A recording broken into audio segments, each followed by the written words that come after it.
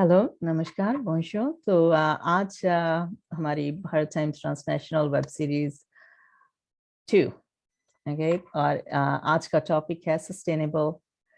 We have the today's topic is sustainable development, and we have here with us Dr. Ram Sharma, and we have a guest as well, and myself. Um, Let me introduce you to Dr. Ram Sharma first. He's the English prof in JV College in UP, India. And I myself am the editor and founder publisher of Bharat Times. And we have these series set up on weekly basis every Saturday morning, daily time 7 p.m. and Canada Eastern time is 9:30 a.m. So we will, let me introduce today's topic a little bit, and then we will hear more from Dr. Ram Sharma. Okay. So sustainable development, when we kind of define it, it's usually considered an approach to developing or growing by using resources that can be renewed, and they can continue to exist for others, like recycled materials, renewable resources when building, etc. And so it does help the sustainable management of means and resources. So all in all, the sustainable development, it must be contained not only in the environmental protection, but also in terms of economic growth and social inclusion. And how do we achieve sustainable development? For that, we must first understand the challenges of the sustainable development, which mainly revolve around instability, implementation, governance, etc. And due to these challenges, we have poverty, hunger, poor health, poor education, gender inequality, etc. And these challenges convert into goals.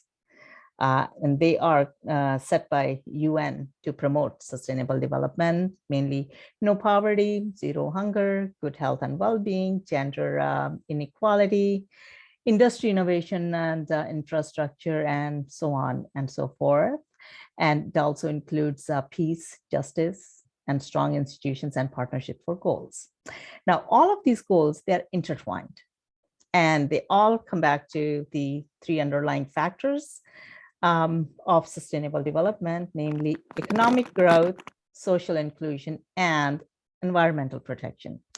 Taking them one by one, environmental protection is simply using renewable as well as non-renewable resources judicially and carefully, and not damage the environment, such as by deforestation and all types of pollution, that including water pollution, soil pollution, air pollution, as well as noise pollution. Okay? And then comes the economic growth. How is this measured? Economic growth is defined as the increase in the market value of the goods and services produced by economy over time. So basically, the rate of increase in the real gross domestic product, GDP. And I have just a small little story to tell on that. That is, let's consider a person who has a family, let's say a man with a wife and two kids, and they live in a small house, and they have a vegetable garden. They grow their own vegetables, and the man has a bicycle. He rides to work on his bicycle, and they're living a very healthy lifestyle. In the evening, for entertainment, they get together. Maybe they will sing songs or play games, things like that. Now, in terms of GDP, that family has contributed nothing to economic growth. And whereas at other levels of being content, being healthy, they're all good. So if that man had a car so that he could put some gas in there and the car maintenance, and in case there was an accident, there could be car insurance which goes on papers, and he was buying vegetables from the market, and for entertainment, maybe he gambled, he watched movies, went to cinema. All of those have these paper receipts and stuff. So that's market economy. And so then for that, I will leave it up to you to decide what is actually considered economic growth. Is GDP really reflective of personal health or personal contentment or personal progression? Okay. And the last one is social inclusion. And how can we even talk about social inclusion when there are anomalies in the society such as gender wage gap, motherhood wage gap, equal wage gap for women of different racial and ethnic groups? Now, women with children, they gain no salary boost. Men with children are rewarded. And that's being a woman, that's from personal experience as well. And when we look at different racial and ethnic groups, especially in the West here, the equal pay day is, we don't know where to consider, because all in all, there's a hierarchy of who gets paid the highest, etc.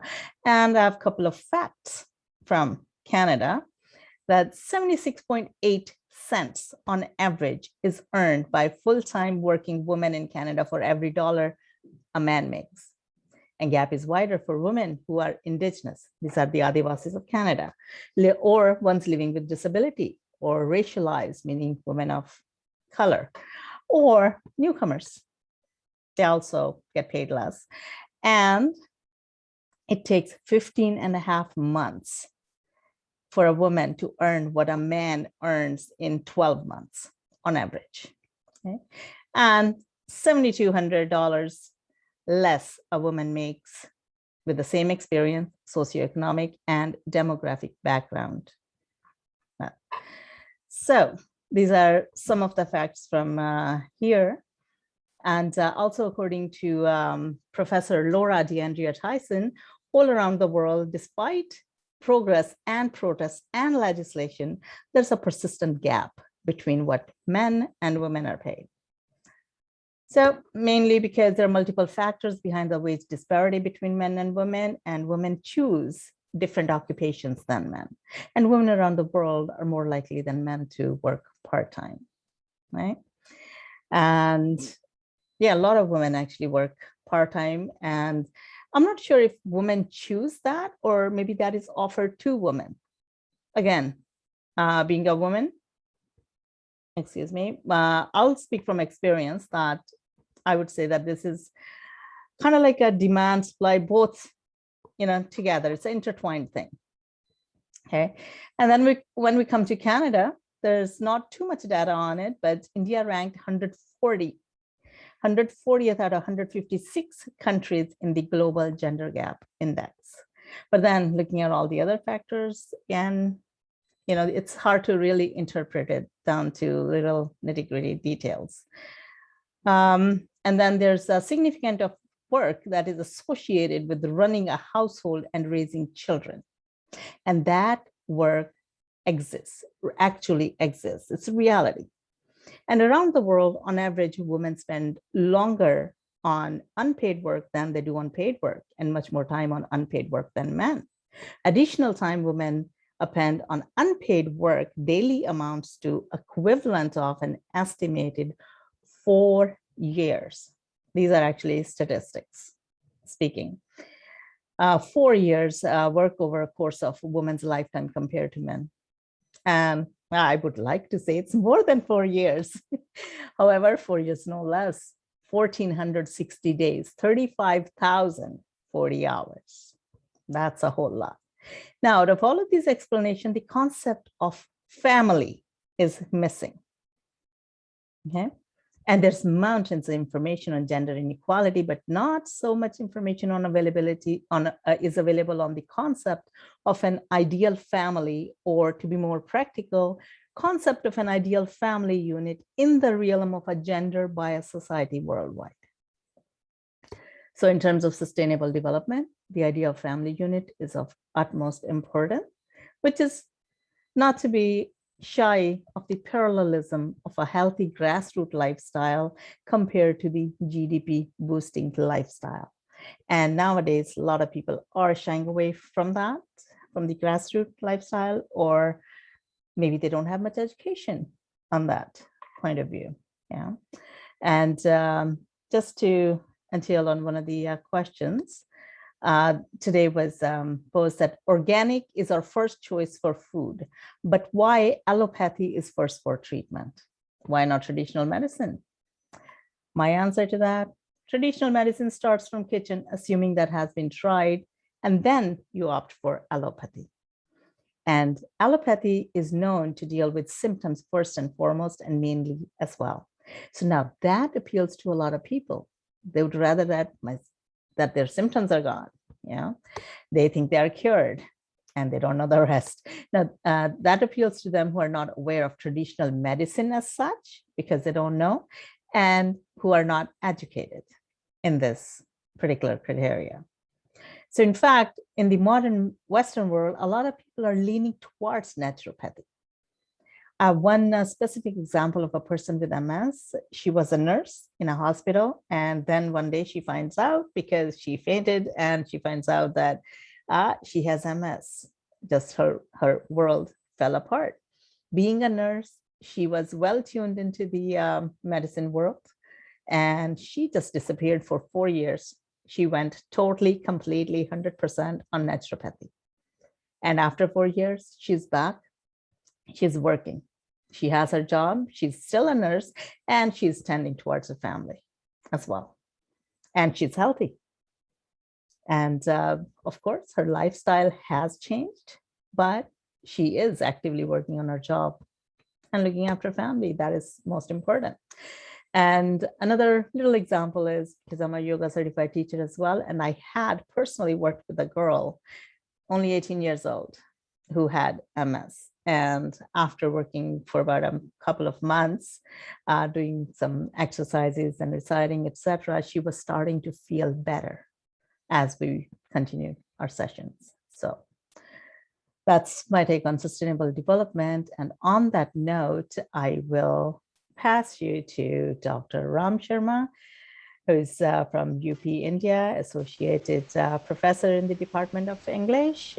And he has done a lot of other webinars before too, and he's highly educated, and he has the knowledge and wisdom of the traditional world as such, as we speak of, especially on sustainable development. So, Dr. Ram Sharma, that's to you. Yeah, thank you, ma'am. And Dr. Monica Spolia, I thank you her. She's from Canada and editor-in-chief of Bharat Times. Today in India, we are celebrating Gandhi Jayanti, and she has written 2 books on Mahatma Gandhi. So I would like to start this discussion with the quote of Mahatma Gandhi. Mahatma Gandhi has said, "There is always enough for man's need upon this earth, but there is not always enough for man's greed."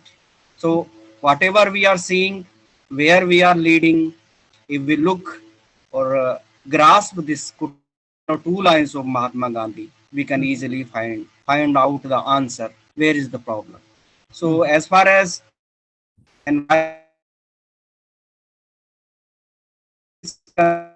concerned, I would like to quote from our ancient scripts. They have given this concept, Antariksh Santi, Pradeva Santi, Santi Rakshaya Santi, Prathvya Santi, Banaspataya Santi. Let there be peace in every atom of this universe. And what our ancient rishis and sages, what they predicted this concept, Sarve Bhavantu Sukhine. कि जितने भी लोग हों वे सुखी हों, स्वस्थ हों. So now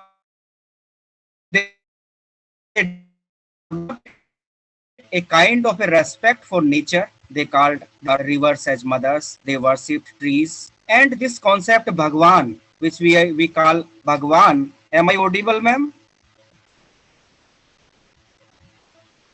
Yes, you are. I can hear you. Yeah. This concept Bhagwan, they developed through nature. Bhai for Bhumi, Ga for Gagan, Va for Vayu, Ne for Neer. Neer means water.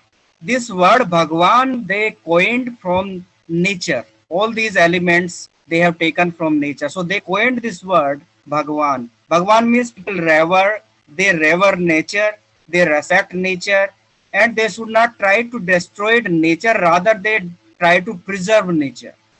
So if we study our ancient scriptures, there are so many mantras or slokas there in which they are guiding us or giving us inspiration to plant more trees and to take care of these plants as sons and daughters.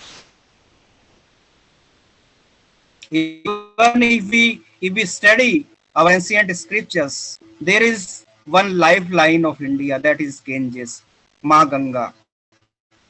We cannot imagine India or Bharat without Ganges. But if we study other countries, there are so many other rivers like Brahmaputra, Nile, Amazon.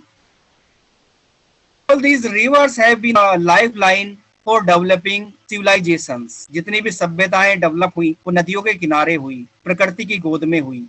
Now we are calling ourselves as modern and we have gone too far from this nature and we are thinking that we can sustain ourselves. This is the result.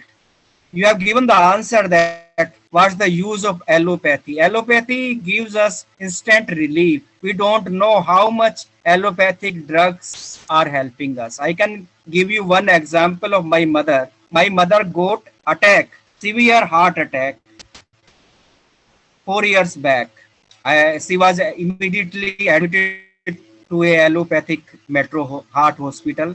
Angiography was done, and the doctor who was taking care of my mother, that doctor found that her three arteries are 99.9% blocked. So he said that I have only one option, that is open heart surgery. My mother, the age of my mother was over 70 years. So open heart surgery was not possible because she was very fragile and weak. The doctor said I had no option. I have to go for open heart surgery. When I asked her that my mother could not bear that open heart surgery, the doctor became angry with me and he said that you take care of your mother. I'm discharging her instantly. She cannot live more than 4 days. After that, I had few knowledge of Ayurveda and homeopathy. I studied more. I also gone in the field of spirituality and Ayurveda. I started Ayurvedic medicines, though I gave her allopathic medicines for 10 days. But within 1 month, she was fully cured. She was able to walk, she was able to climb. And whatever I felt that in old days, even there are certain diseases, if we study those diseases just like heart attack, the doctor opt for stint in the arteries. They are not curing what's the reason of the blockage. They are not clearing the blockage. They are just putting an stint in the artery so that it can be larger. So whatever happens in 2 years or 3 years, there are more blockages. And the same, we found ourselves that we are in the same grip, in the same web after 2 or 3 years. So this allopathy is not giving us the solution, but just temporary solutions they are giving.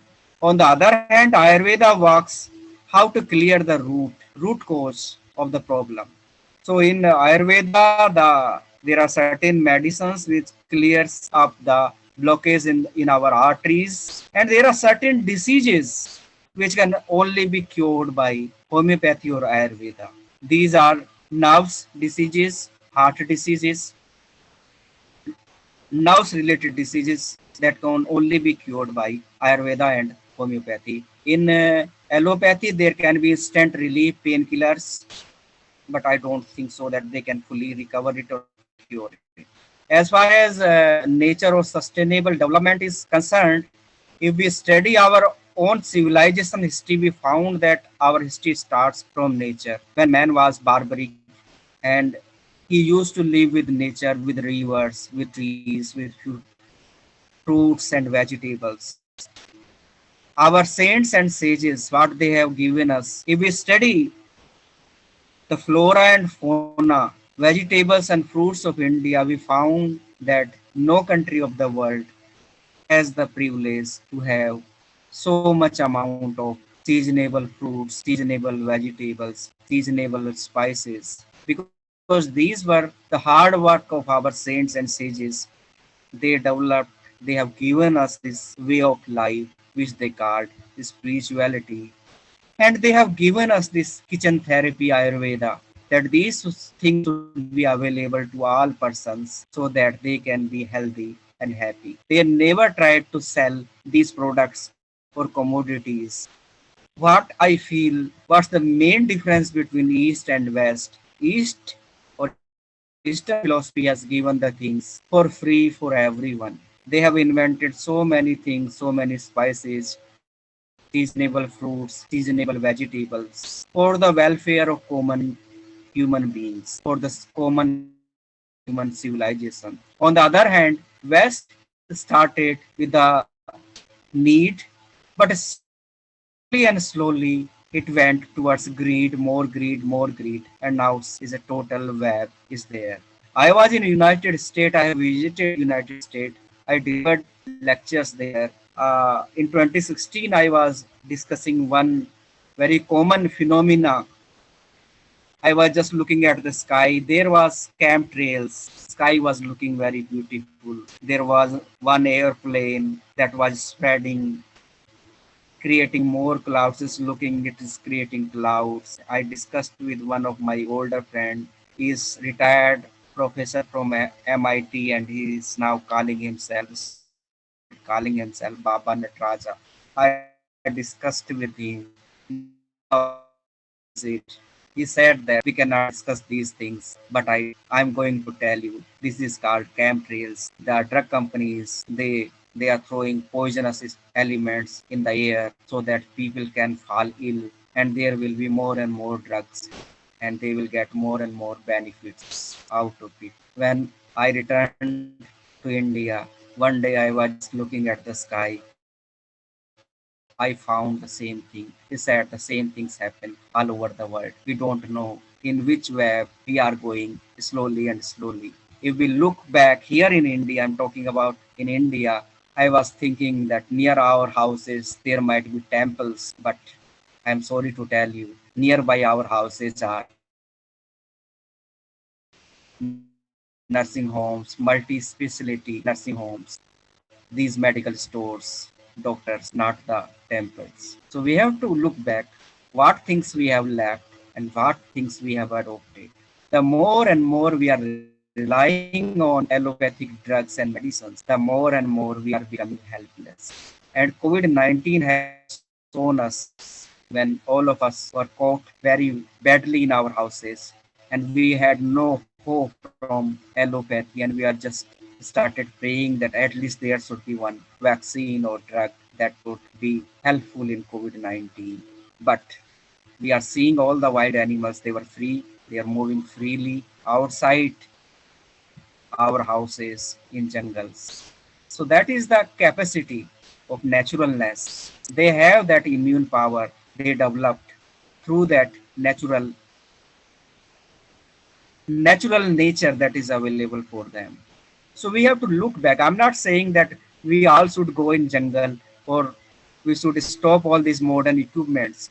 Yeah, but we should have a different approach. We should have a harmonious balance between modernity and traditional concepts. We should at least have some months so that we can live nearby the rivers, in forest, and we can try to rejuvenate our immune system. We should try to get fresh fruits, fresh vegetables. Another thing that is also developing here in India, the grocery stores. These stores, I don't know how many days they keep these fruits or vegetables in their refrigerating system. But whatever I feel, I keep. If I bring fresh fruits outside from the market and I keep in my refrigerator, I had a sense that these are dead fruits or vegetables. They have no vitamins in them. It's no use. We are just eating them in the name.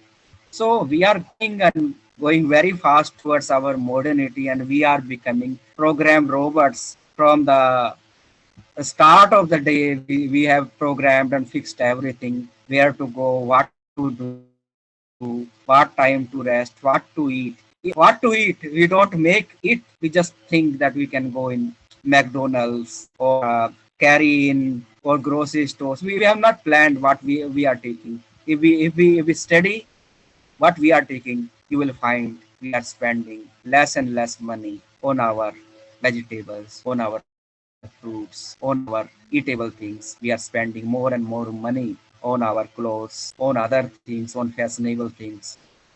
But one more thing that is point to be noted, our half of the salary is spending on our health. There are so many tests being done to check whether we are all right.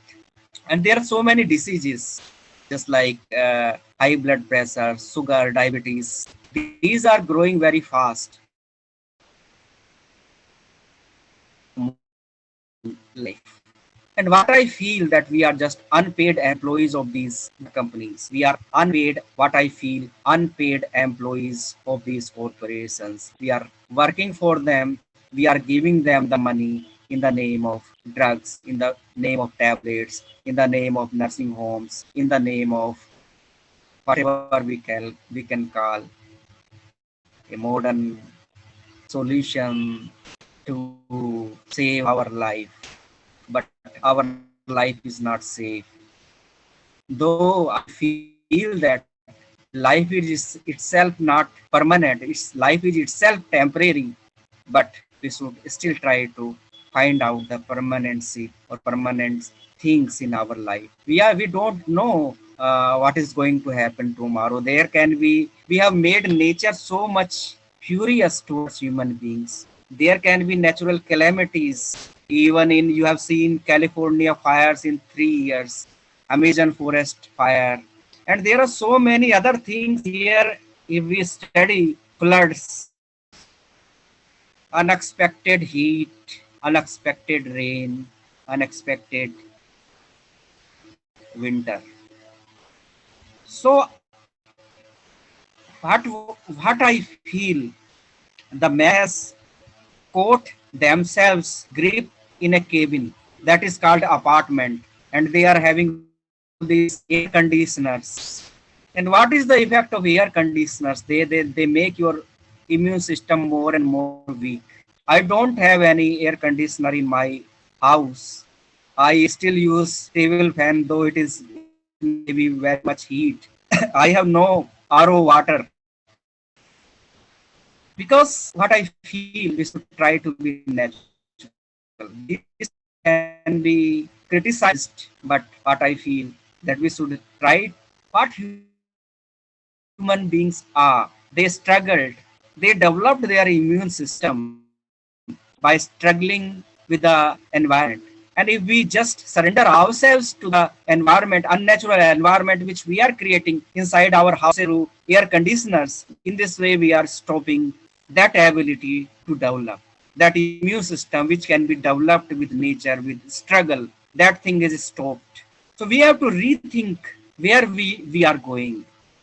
These are the things we can be very happy that that doctor is very much modern, he is having such and such degrees, or that nursing home is multi-specialty nursing home.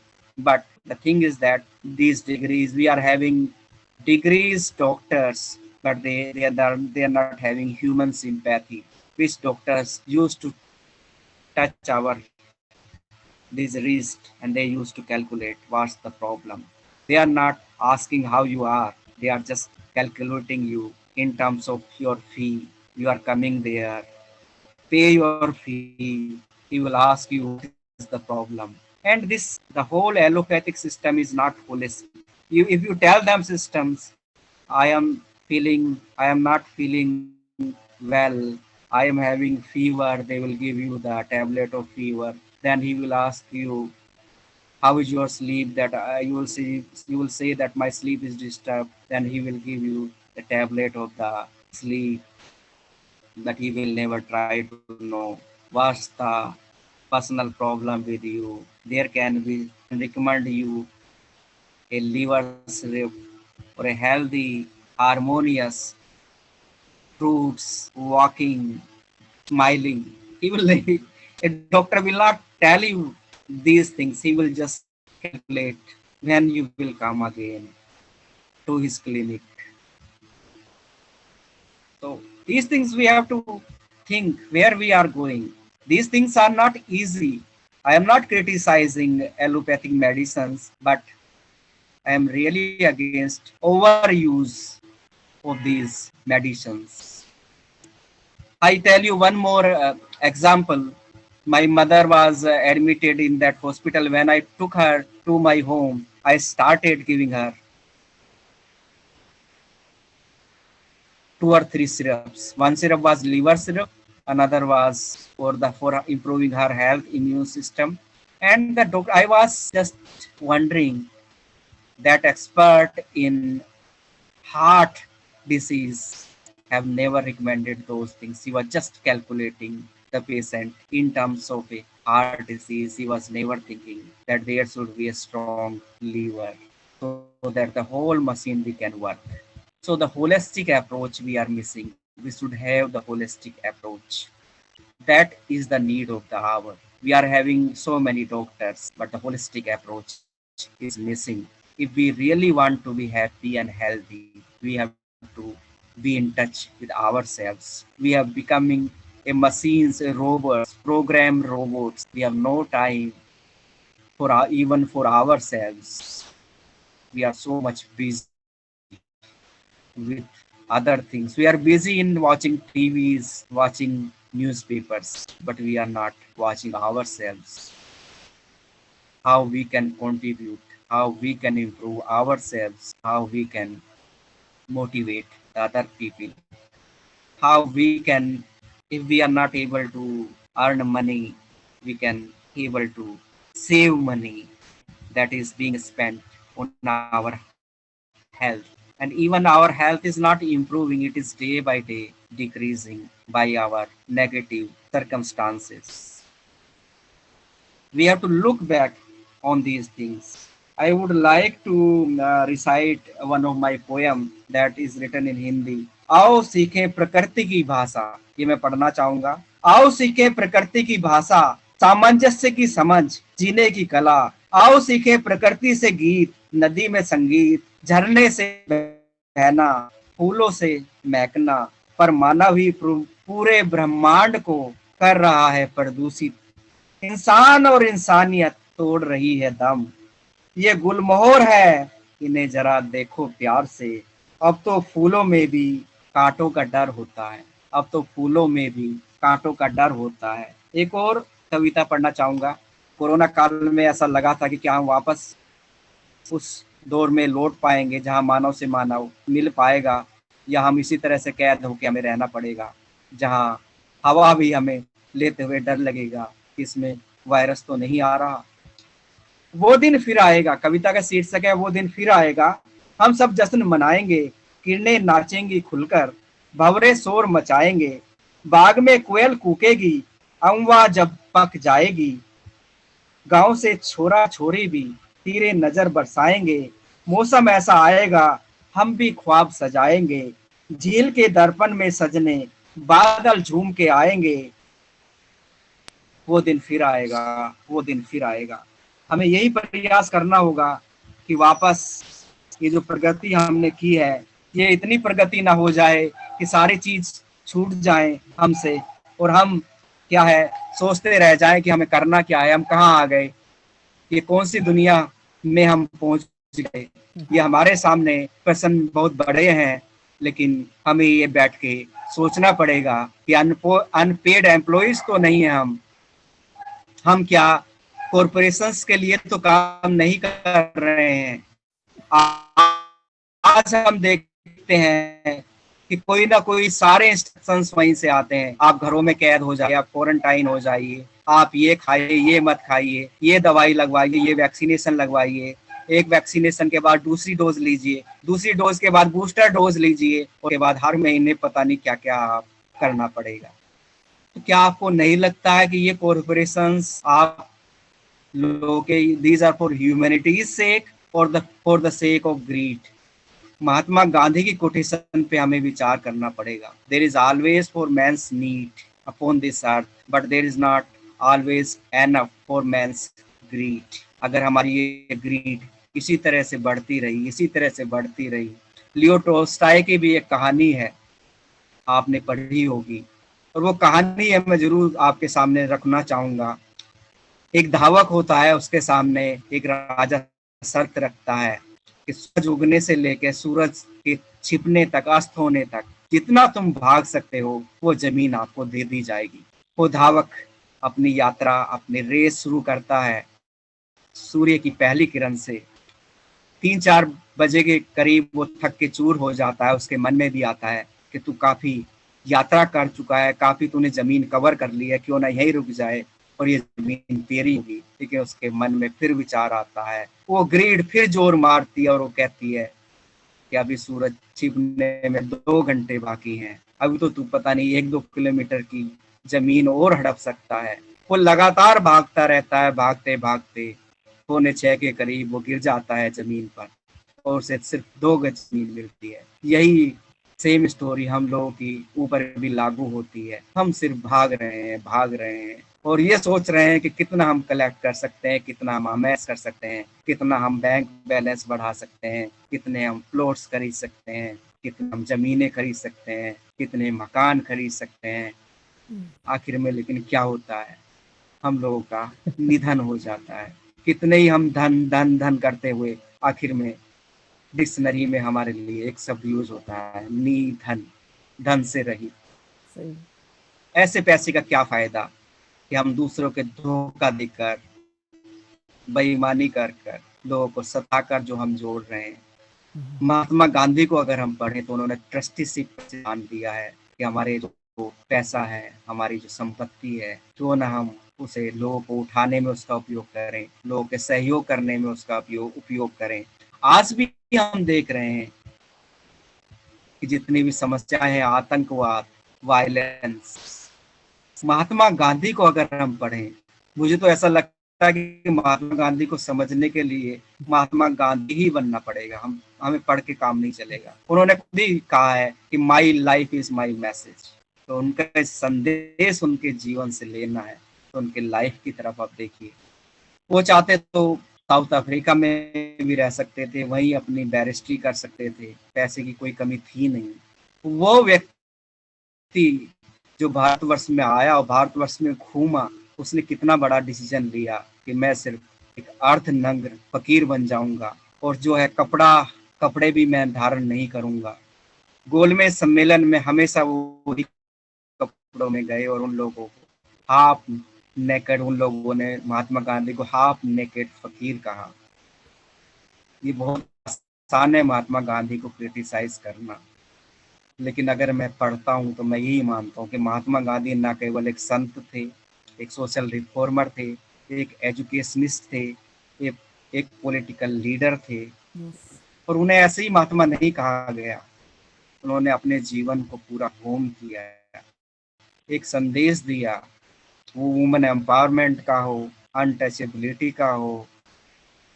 उन्होंने हर चीज पे अपने विचार रखे हैं, holistic healing पे भी रखे हैं।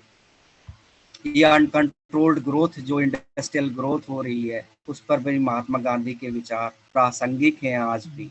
हम आगे अगला वेबिनार महात्मा गांधी जी पे ही करने वाले हैं। डॉक्टर मोनिका जी से हमारी वार्ता हो गई है, तो हम पाएंगे कि ये बहुत आसान नहीं है।